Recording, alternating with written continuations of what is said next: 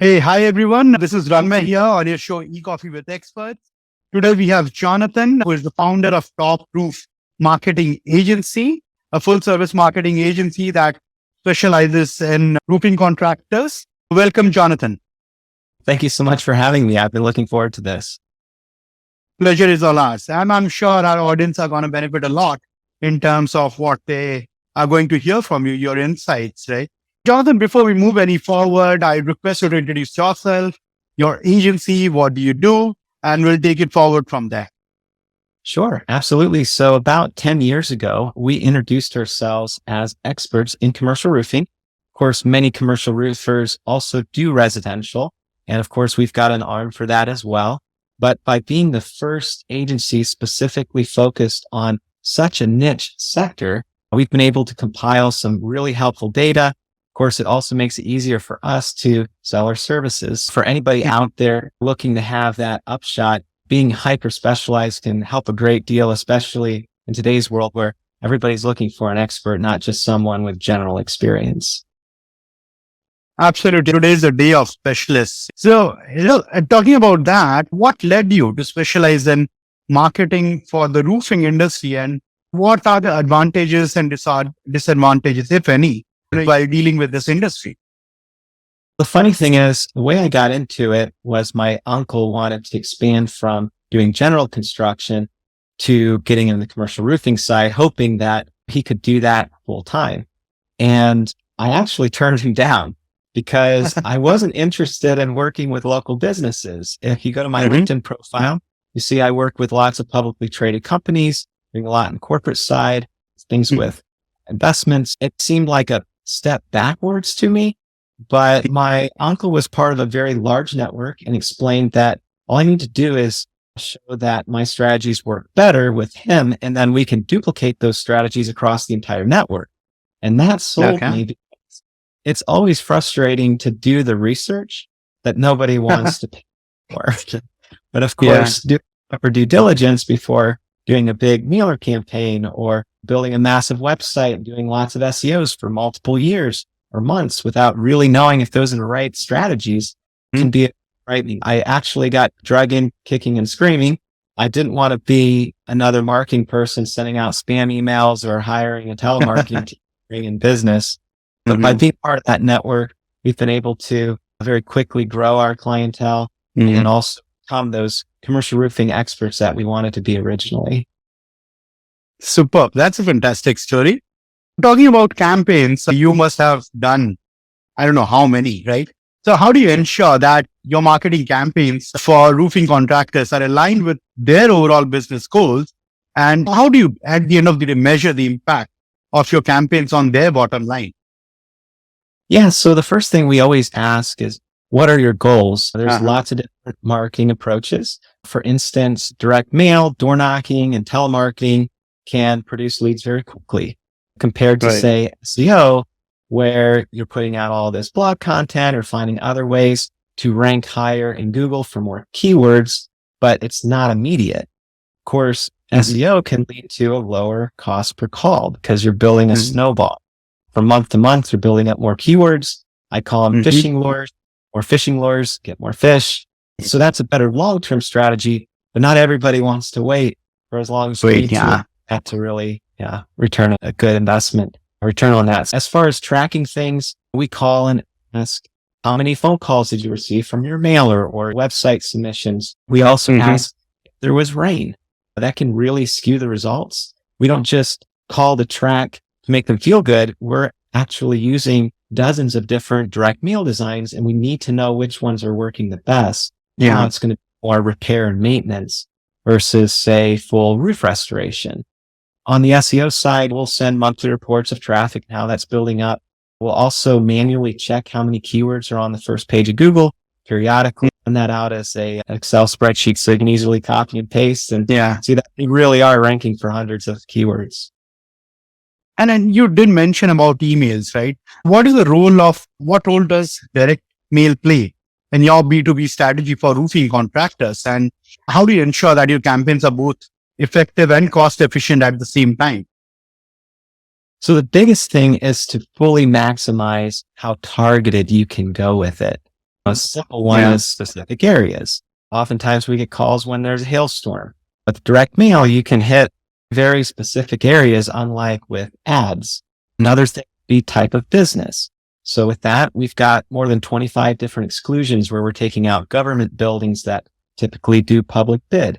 We take out chain stores that usually have preferred vendor lists. They'll never respond to a direct mail. So instead of sending direct mail to these places, or say a multi-tenant building where you're sending 10 mailers to the same building, but nobody owns it or even makes the decisions on how to take care of roofing problems, we'll just do a wider radius. You can also do estimated building size.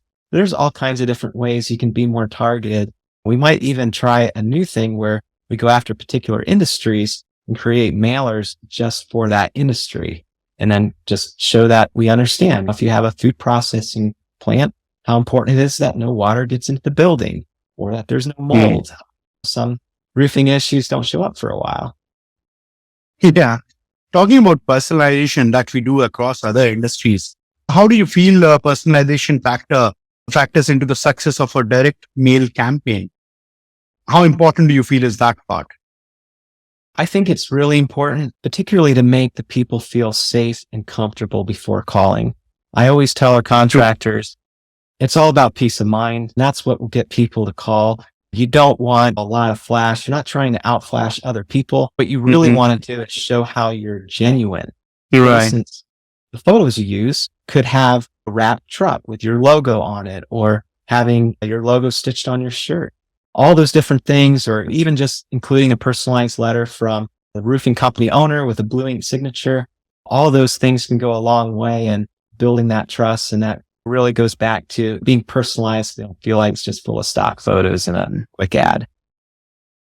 Yeah, absolutely. Actually, showing genuine photos goes a long way in terms of helping your business, rather than taking them off Google or from internet and just posting it there.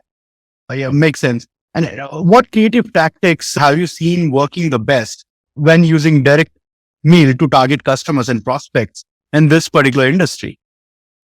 Yeah. So the biggest game changer for us, and this would really work for anybody doing direct mail, put it in the minds of the recipient that they can actually hold on to the flyer. I never even thought of that myself until I went to a convention and there was a gentleman telling me about this story where a flyer that was dropped off through door knocking was put in a roofing folder. And when the new building owner looked through the maintenance files and building files trying to figure out who did that roof, they found his flyer and called him 7 years later. So between that, some other stories where we would hear people calling multiple months after the mailer, that's not very common. Most calls will come in the first 2 weeks. That's generally when we stop calling and asking how successful the campaign was. You pretty much know if it went well or not at that point. Yeah. But by just putting like a little badge on there, save this flyer for up to $500 off, that puts the thought in their mind. They could hold on to it. And it also becomes basically a $500 piece of paper, not just a piece of trash if they're thinking about getting done. Yeah. And that's client retention right there. These are like repeat customers. So superb. And talking about email is obviously one channel. And what role do you feel social media play in your marketing strategy for roofing contractors in particular? And how important is this to target the audience over social media forums? Yeah. When it comes to the commercial side, I'll get into residential here in a bit, but social media just doesn't have the targeting capabilities needed. For instance, if you type in business owner, great. How many business owners work out of their house these days? How many multi-level marketing people call themselves independent business owners? You don't put it in your Facebook profile that you own a commercial building of more than 10,000 square feet. So we see social media for this side to be more about verifying expertise. So when the building owner gets your flyer, they might type your company's name in Google. If not that day when they get the flyer, then at least before they sign the contract and give a down payment. But usually Facebook is the second result, or it'll be LinkedIn or some other social network right underneath your company's website when they use Google to search for your company's name. So when they click on, say, Facebook, it needs to show recent projects. have good reviews, or at the very least, some inspection photos of jobs around in the area. For those in the residential side, obviously you can target a particular area. Typically, you got to have other types of advertising going on at the same time, unless it's a hailstorm or something. That might make more sense to quickly spin up an ad, even if you haven't been doing billboards and have lots of yard signs out. But those are just some general thoughts. Yeah, great. And then talking about reviews, what role do you feel customer reviews and testimonials play in marketing for roofing contractors?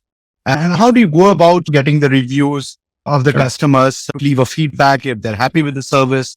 And then how does it play a role in your future marketing efforts?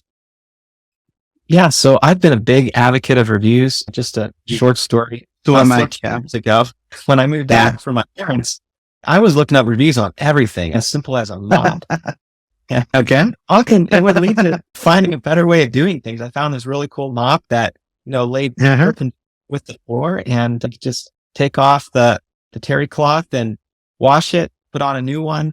I have always taken reviews probably too seriously, but in today's world, everybody's looking up reviews before making a purchase. And like I mentioned before, peace of mind is what sells. So whether it's reviews or some other things that we're talking about here on this interview, it should all be about giving them more peace of mind. And of course, getting reviews on places like Google My Business. So when they type in your business name, it shows right there how many reviews you have. Yeah. Of course, we do provide the review links. Our clients can just use our sample message to copy and paste and send it to a bunch of satisfied clients. They use some other solutions, but we do encourage them to make sure that it's on a third-party site like Google or Facebook or Manta or Yelp. So that way it's just more verifiable. Obviously, as you put it on a website, you can post whatever you want there, but also with these third-party sites, you can click on the profile who left the review, maybe see some other reviews they left and see if it's credible or if it feels like maybe they were just paid to put it up there. And then do you use any software to track the reviews and help them get more reviews? And any software or SaaS product that you are using on a regular basis? No, not so much. It's been more of like the personal side, like where they can use the link and email it to their satisfied customers. We know there's a lot of great solutions out there. Usually we focus most of the marketing dollars on making more connections, and that you think we probably could do more on that side, to be honest. And of course, when people ask, we do have different people that we can refer, but we haven't really built our own software, really focused too much on that side. Okay. And then talking about building a brand identity, because you deal with a lot of B2B segment. So wherein your overall brand value or brand positioning plays a very important role. How does this branding strategy of yours, how do you go about it? And how does this contribute to the overall success of your client's business? Yeah. So in a general sense, obviously we make sure that when we're doing their mailer or their website or their brochure, even their business card, maybe they're doing a trade show display. You've got all kinds of cool ideas there, even light boxes that really light up, almost look like 8-foot by 8-foot TV screens. And we'll make sure that all flows well together. But I think the more important side is the local branding, and we're limited on that side because we service the entire US and some of Canada from here in Ohio. We don't really know which billboards would be best with the right kind of traffic going by, or what local trade shows would be full of the right building owners or maintenance managers if they're on the commercial side, or even on the residential end of things. There's lots of home and garden shows, but us looking on websites isn't really going to tell us which ones are the best with lots of traffic going through. We do think it's really important that building owners and homeowners in the area are branded well. We want our clients to be well recognized in the area, and that definitely increases the feeling of security and just overall peace of mind. Great. And talking about this particular industry, what are some of the major misconceptions about commercial roofing that you have encountered so far in your career while doing marketing for them? And how do you address these information or probably wrong information through your campaigns? Yeah, I would say the biggest thing is warranties.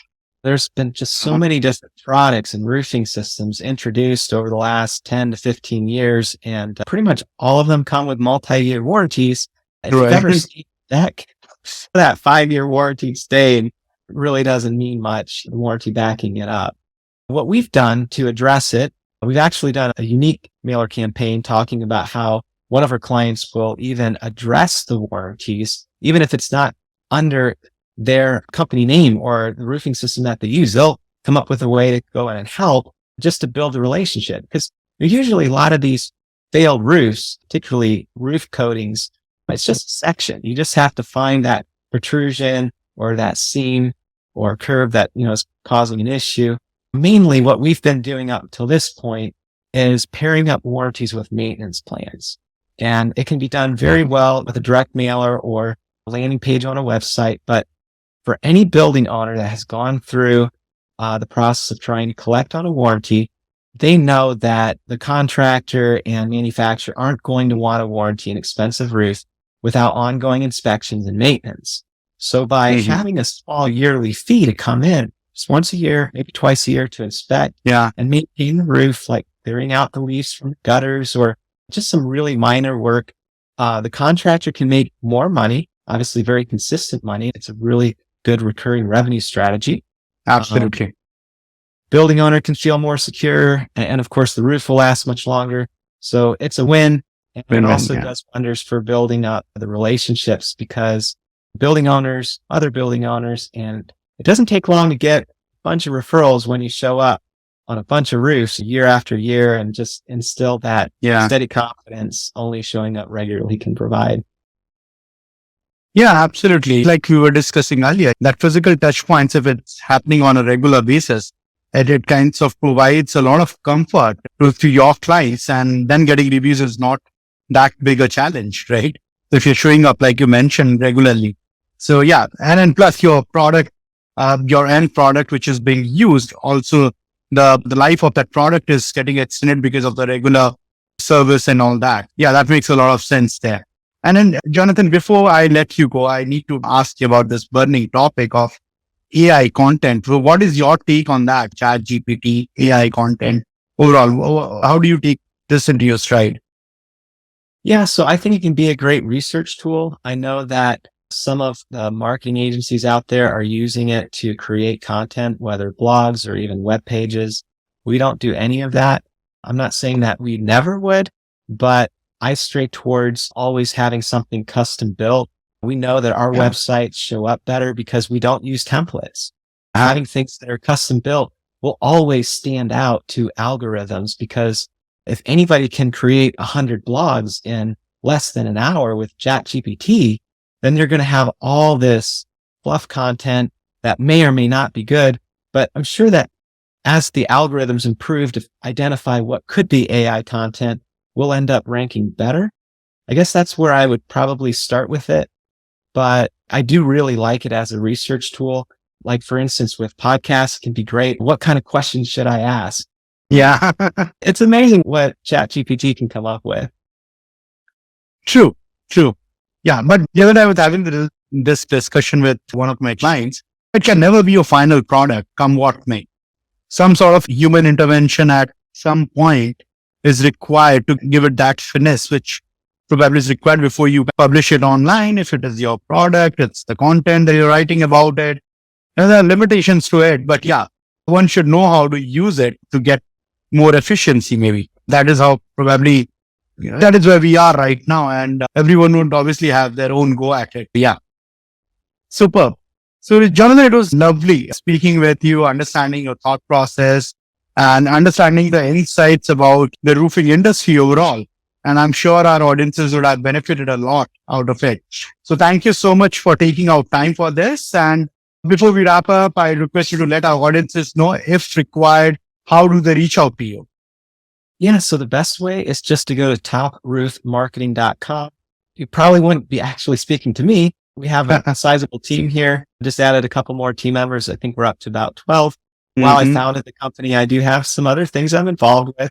Of course, I'm sure. I do look over the content. I actually just looked over 2 websites today before it got sent out to our clients. So, that expertise is there.